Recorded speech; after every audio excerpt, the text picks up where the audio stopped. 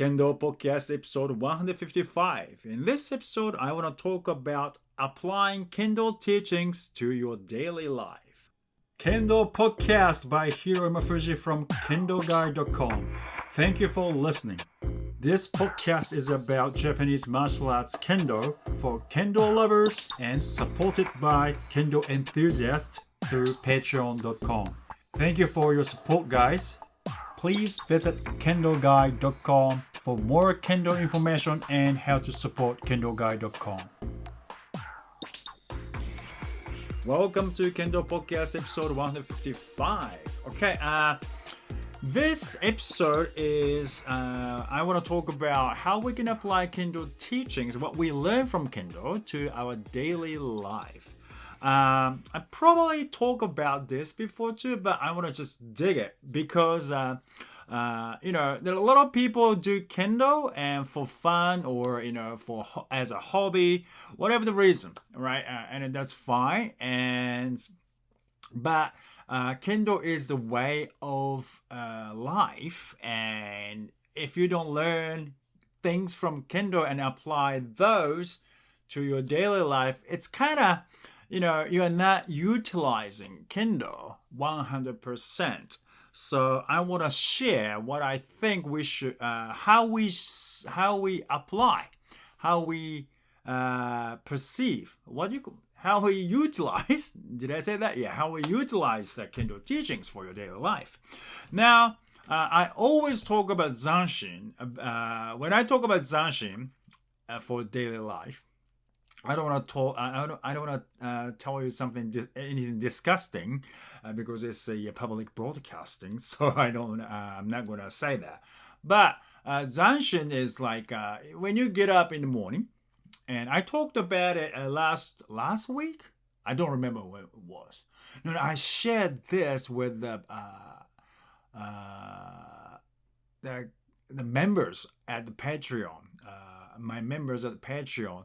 I share this book called Make Your Bed, and I'm gonna put the link so you will know what I've shared with the members at Patreon. Okay, and like making bed is kind of zanshin. You sleep at night and you got up in the morning and you make your bed so the bed is ready for you to sleep at night, right? So the zanshin is coming to the previous position, so you're ready for your opponent's attacking or for you. So readiness is the key. Preparation is the key in Kendo. You have to be prepared so you can attack or you can react to your opponent. That is always the key. That is the way we act at the dojo too. The reason why we sit from the left knee is because we can draw our sword, right? So every single thing is readiness. Ready to cut or ready to draw, ready to prepare for attacking. So that's why at the dojo I don't want people yawn when they are at the training, and people just yawn because I don't know, maybe they are bored, blah blah blah blah blah. Maybe that's instructor's fault. You can have arguments, whose fault it is. But important thing is your attitude. At the dojo, we have weapons, right? Weapons, so you need to be alert. I know no one's going to attack you while instructor is, talking to you. But do you have this sense, at the dojo, you have to have different mindset. I mean, if you're outside, probably the rate of getting hurt is higher than outside than the dojo, right? So you have to be alert all the time. When you drive your car, you have to be alert. Even when you're driving okay or driving correctly, following the traffic rules. If others are not following traffic rules and then they're gonna hit you. So you have to be alert all the time. You have to be careful, right? So that's what I mean, you know. So at the dojo, of course, if you have that attitude, if you train like that, you can, you know, always be alert and ready. Of course, I'm not saying I'm perfect again. You know, so how you look at it is very important. Now, I want to talk about Kendo, and actually last night I was talking to one of my students, but and you know we how to deliver your message is same as Kendo. You know, I talked about violence and Kendo, and you know hitting targets very hard. We do, you know, it's not necessary. It's a delivering the message of the I see your opening. I saw the opening on your head, so I struck. You know, I struck you. Or man, right? So we just have to deliver that message. Doesn't have to be super hard. You have to make a point. Okay, this is your weakness, so don't do it again. You know, that's the message we want to deliver. Okay? Does it have to be painful? No. Again, the Kendo, we have to follow the principle of the katana, so we need to have certain amount of power, otherwise we are just tapping. And that's not good. We have to have, you know, good, correct posture, good tenouchi and everything.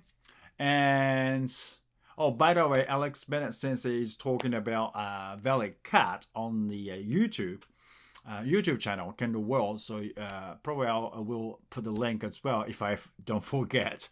I always say I'll put the links, and then probably I'm forgetting. So if I did forget, please let me know. And so, you know, just deliver message, striking kote, right? For example, you are in the basic training, you're striking big kote strike, you're striking small kote strike against motodachi, and they are letting you hit them so we can, you know, you can practice. It's not necessary to strike bloody hard, right? So it's not necessary. We don't need to, like Kendo, we have to, you know, scrape off unnecessary things, unnecessary movements, unnecessary strength, unnecessary speed or whatever, you know. We have to remove unnecessary stuff, but you're adding more, so that's not good, right? You know, so delivering message, you can like striking kote or striking man, it's like you deliver message and you have to make a point, right? And now if you do jigeko, right, we have different types of people even at the dojo, and they have different types of Kendo, right? Even though we learn basics, this is the rule of Kendo. We do this, you know, we do that, we do this. Shinai, we hold shinai like this, like that. We strike like this, like that. Even though, even when you learn Kendo movements, everything from one teacher. If you have 10 different students, they do in 10 different ways. They do Kendo in 10 different ways. None of them do Kendo exactly in the same ways, right? They have different body shape, the age group is different, you know, their height is different, everything is different, right? So, you know, that's why you have to change your Kendo. I don't. That's not the proper way. You have to change your tactics, the way you approach to these people differently, because this might works for that person, but this might doesn't work for that person. So That's why Kendo is fun, right? That's why we have a little, that's why we have to learn many ways to approach different people. So this type of Kendo, I need to do this. This type of Kendo, I need to do that. This type of person, I have to talk like this. Like teaching Kendo too. Some people understand, right away because they are good at watching and learn. But some people not good at copying movements just by watching. They need verbal explanation. It's not because one is better than the other. That's different types of people.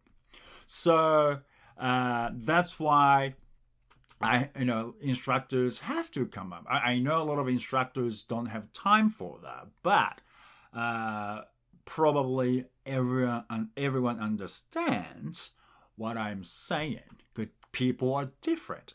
People see things different. That's why we have to have a different types of approaches.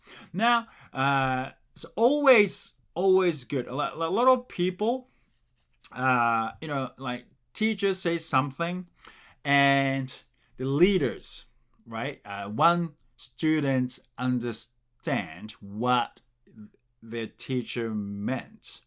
And when he explains or when she explains, other students understand better. That's because he knows, he has gone through that already. So, and then he interprets, so he could do it, right? He could achieve what he learned. So he shared what he did with others. So they understood better. But doesn't mean they could do it. They have to do it they have to try it and understand it in their own ways. So they can achieve the same thing, but different ways. So this is about, like how people understand messages too. Some people understand right away, some people don't. That's because they maybe, they misunderstand the message, or they just have different background.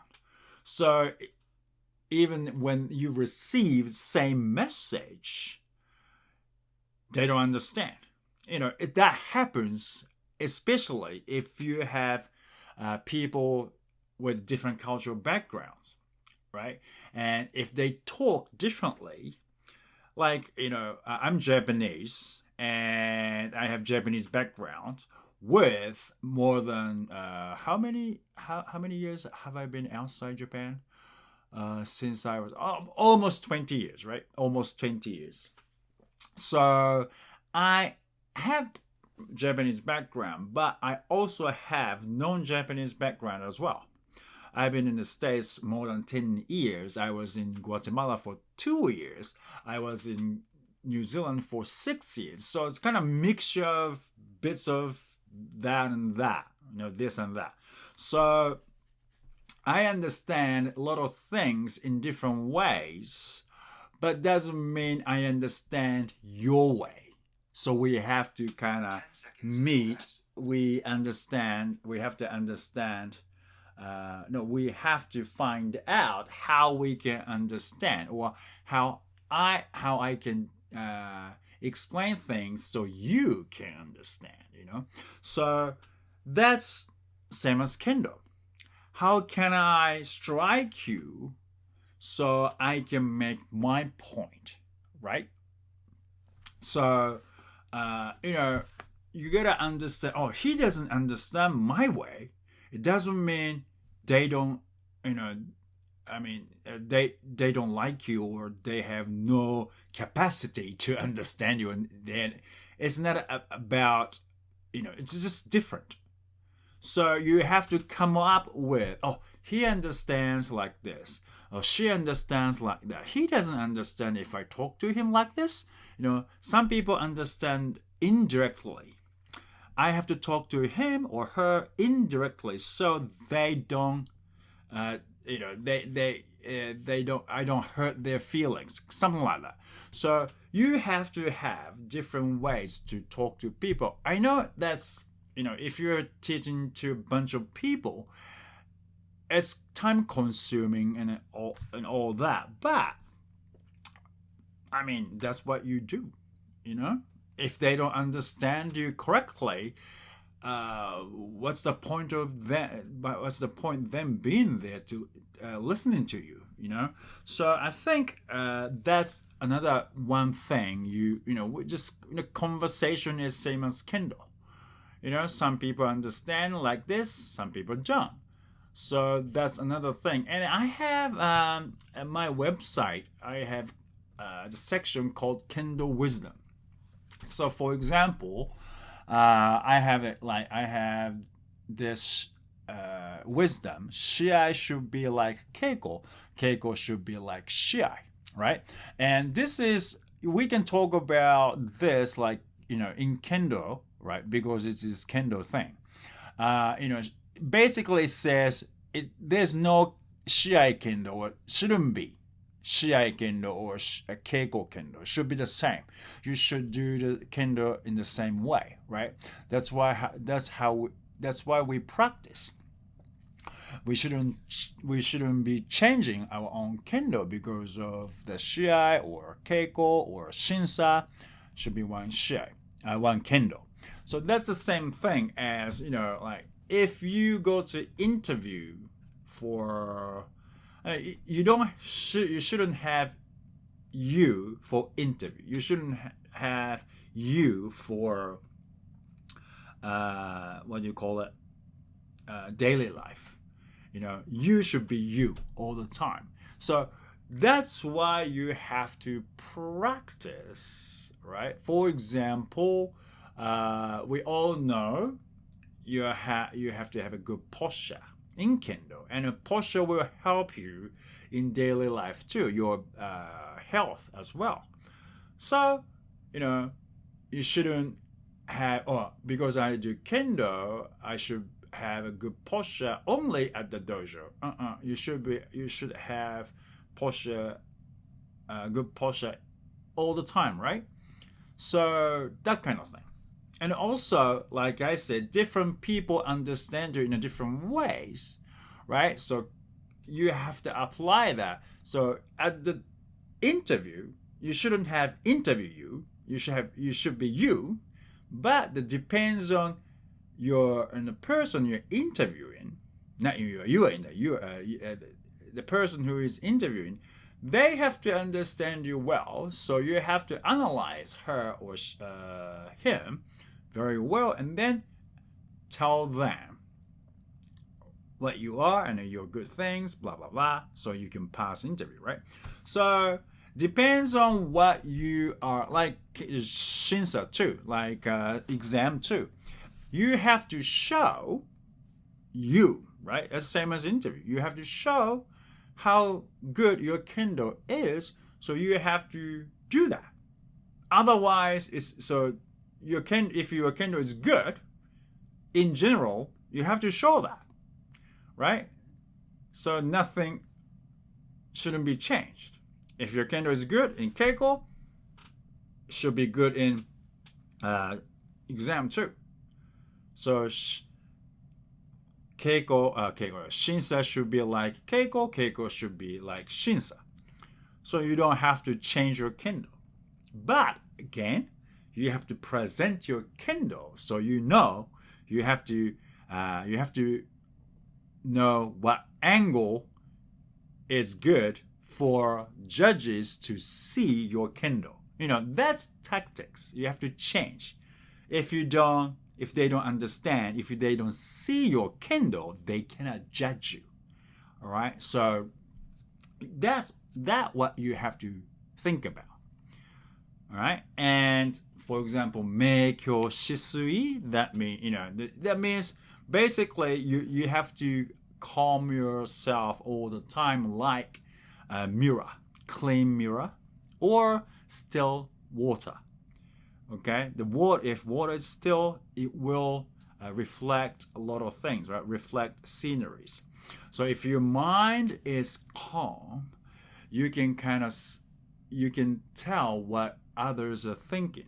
Basically, that it means. So clear your mind. That's the thing. Clear your mind. If your mind isn't clear, no, I shouldn't say that. If your mind is not clear, you cannot make good judgment, right? So that's why you have to have clear. You have to have a clear mind, and in other words, we call it 平常心. You have to have your mind doesn't have to go up and down all the time. Keep it calm. All right, keep it calm so you have good judgment all the time. So that's what it means, right? And you can use it to your Kendo, and you can use it to your daily life, right? So those things are very useful for your daily life. And when you learn that, don't think that is only for Kendo. For example, Yagyu Samma no Kurai, it's in wisdom, Kendo wisdom. So please check it out. Yagyu Samma no Kurai is that's a process of learning.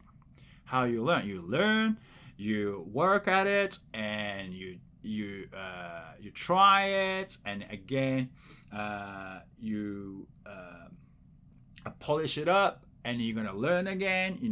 So that's the learning process. So it's very important for us. Maybe it doesn't have to be Kendo. The way of something like judo, kyudo, shodo, or sado, whatever the do, tea ceremony or calligraphy or anything, something do. It's all about the same thing. The learning process, they have the same type of teachings because it's the way of life. We chose to learn these through Kendo. That's all right? So whatever you learn in Kendo, please think about how can I apply this to daily life. Like I said, now making your bed, it doesn't sound like Kendo, but that's a readiness. All about readiness. So maybe a lot of people think, it doesn't do anything, but it does. If you apply. So just little things that make your bed. The book says little thing counts. If you can't do little things correctly, you can't do big things correctly. So that's what he said, and I agree with it. So that's how you can apply Kendo teachings or Kendo wisdom to your daily life. So I hope this helps you to enjoy Kendo even more. Thank you for listening, and I'll see you in the next podcast. I would like to send special thanks to patrons for their constant support through patreons.com/Kendo for Life.